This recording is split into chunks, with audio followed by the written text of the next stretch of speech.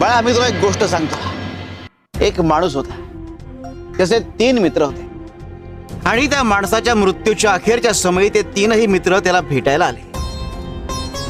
माणसाने तिघांना प्रश्न विचारला की बाबांनो, आयुष्यभर तुम्ही माझी सोबत केली, आता मृत्यूनंतरही माझी सोबत कराल का?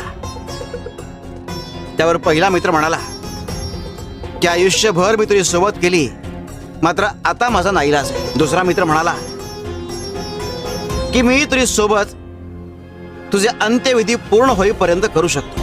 तिसरा मित्र म्हणाला की मी आयुष्यभर तुझी सोबत केली आणि मृत्यूनंतरही मी तुझी सोबत करेन. हे 3 मित्र कोण होते ठाऊक आहे? धन, कुटुंब आणि कर्म.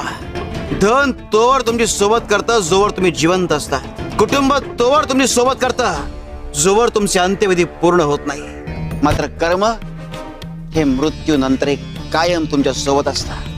आणि इतकंच काय, तर तुमचा पुढचा जन्म हे तुमच्या कर्मांवर अवलंबून असतो. तेव्हा कायम चांगली कर्म करा आणि स्वप्न अशी पहा ज्यात स्वतःच्या आधी इतरांचा विचार सामावलेला असेल. शिव शंकर शंभा.